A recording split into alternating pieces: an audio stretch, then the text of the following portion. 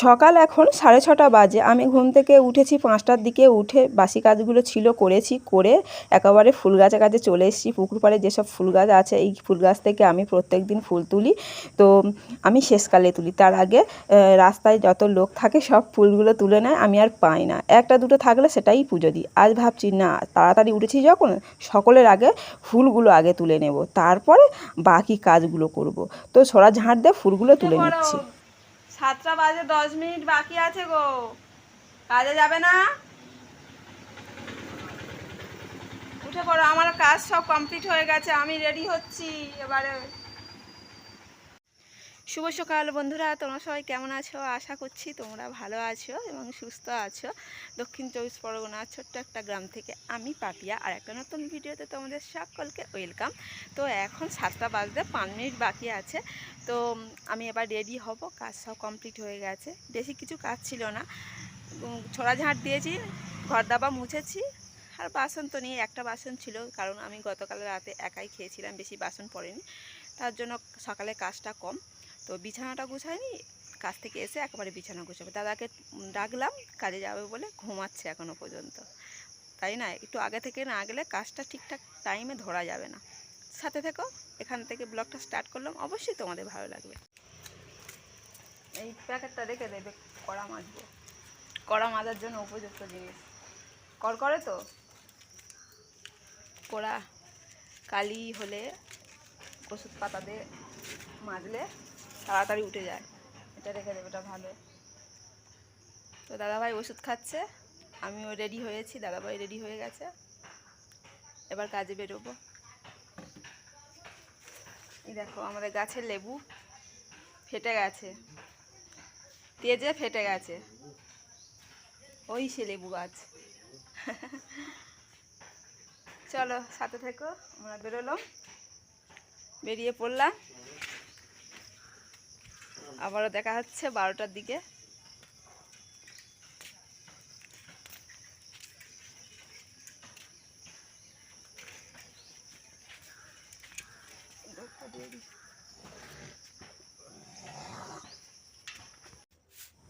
এখনও বাজে 12:30। তো এসছি কাজ থেকে 11:30টার দিকে। তো রান্নাবান্না করলাম, করে তারপরে উনানটা নেতা দেবো বলে তার আগে ঝাঁটটা দিয়ে দিলাম। আর বাসনগুলো, রান্নার বাসনগুলো বাইরে রাখলাম, স্নান করতে যাব তখনই মেজে রাখবো। তো একটু গোবর নিয়ে আসলাম, গোবর দিয়ে উনানটা নেতা দিয়ে দিচ্ছি। এই দেখো ধোঁয়া উঠছে, এখনও পর্যন্ত সবে মাত্র রান্না করলাম না, তার জন্য ধোঁয়াটা উঠছে, উনানে একটু জল পড়তে।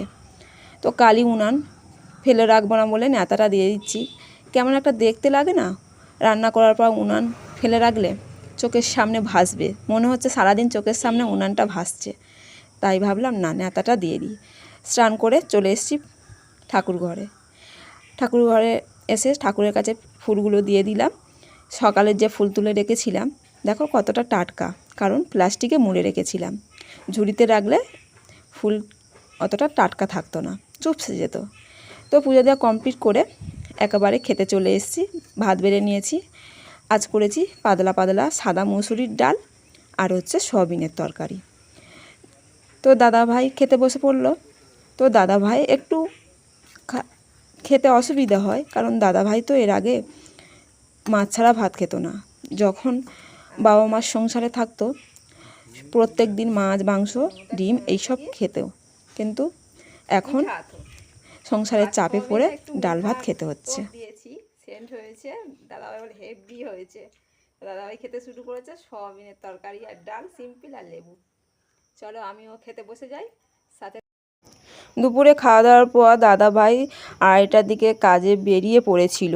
যেখানে কাজে যায় সেখানে গিয়েছি, রাস্তায় দেখা হয়েছে একটা মাছ কাকুর সঙ্গে। তো আমাদের যে পুকুরটা আমরা সরা বসা করি, ওই পুকুরটা হচ্ছে ভাগের পুকুর।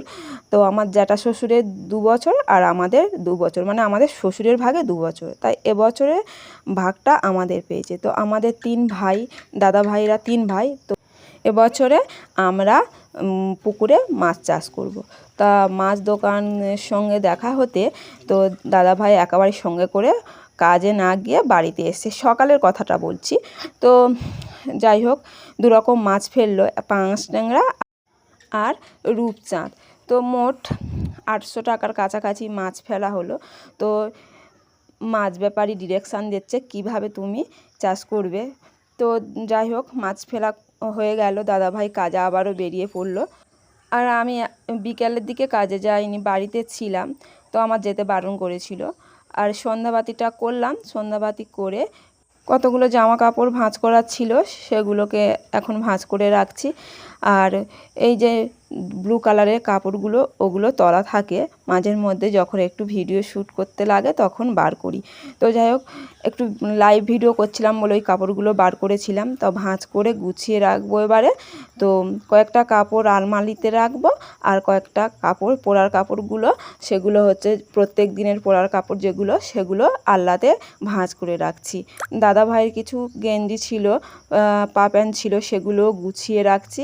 আর এগুলো হচ্ছে পরার কাপড়, আমায় প্রত্যেক দিন কাজে যাওয়ার সময় পরে যাই, সেগুলোকে কেচেছিলাম, তার জন্য ভাঁজ করে গুছিয়ে রাখলাম। সময় পাই না যে একটু জামা কাপড় ভালো করে গুছিয়ে রাখতে, তো যতটুকু পারলাম তোমাদেরকে শেয়ার করলাম। এটা হচ্ছে আলমারি, আলমারিতে এই কাপড় দুটো তুলে রাখছি। তো এগুলো হচ্ছে আমাদের শর্ট ভিডিও করার কাপড়। তো এগুলো বাইরে থাকে, বড় আলমারিতে থাকে না, ছোট আলমারিতে রাখছি, তো তাড়াতাড়ি বার করতে পারবো। তো জামা কাপড়গুলো রেখে দিলাম গুছিয়ে, তারপর আবারও চলে এসেছি বিছানায়। তো এই বালিশের ওড়গুলো এবারে পরিয়ে রাখছি, কারণ পোড়ানো হয়নি, তো ভিজে ছিল, তা আজ শুকিয়ে গেছে বলে বালিশের ওড়গুলো পরিয়ে নিচ্ছি। তো এই যে বালিশের ওড়গুলো পোড়ালাম, এর একটা চাদর ছিল, পেতেছিলাম। তো সন্ধ্যাবেলা এসে দেখছি ইঁদুর পায়খানা করেছে। তো আমাদের বাড়িতে প্রচণ্ড বড় বড় ইঁদুর থাকে, অন্ধকার হয়ে গেলে ইঁদুরের উৎপাত শুরু হয়। তো যাই হোক, আবার বিছানাটা তুলতে হলো, তো আবারও এই নতুন বিছানার চাদরটা আবার পেতে দিলাম। এটা আলমারিতে ছিল, দাদা ভাইয়ের খুবই ভালো লাগে এই চাদরটা। এই চাদরটা আমার মা দিয়েছিল কলকাতায়, যখন আমার মা কাজ করতো। মায়ের কথা এখনই মনে পড়ছে বারবার চাদরটা দেখে। মা যদি থাকতো আমার কোনো অভাব বুঝতে দিত না। আজ মা নেই, বাবাও নেই। তো যাই হোক, বালিশের ওড়গুলো পোড়ানো হয়ে গেল, আর বিছানার একটু ঝেড়ে ঝুড়ে রাখছি। তো এখন হচ্ছে সন্ধ্যাবেলা, দাদাভাই কাজ থেকে ফেরার পথে জিলিপি দেখতে পেয়েছে বলে জিলিপি নিয়ে এসছে, তো ভাগ করে করে দিচ্ছে। এখন আমরা 3 জন আছি, 3 পিস করে খাবো। আর বাটিতে তুলে রেখেছে আমাদের ননদের জন্য আর শাশুড়ি মার জন্য। তো ওরা আলাদা বাড়িতে থাকে, তো ওদের দেবে। তো জিলিপিটা খুব খাস্তা ছিল, খুব মুচমুচে, ভালো খেতে বলছিল দাদাভাই। তো আমিও খেতে শুরু করেছি। তো যাই হোক বন্ধুরা, ভিডিওটা এখানে শেষ করলাম। আবারও দেখা হচ্ছে নেক্সট দিনে, নেক্সট ভিডিওতে। তোমরা সবাই ভালো থেকো, সুস্থ থেকো, টাটা। আমরাও তোমাদের ভালোবাসায় ভালো আছি। আবারও দেখা হচ্ছে পরের দিন।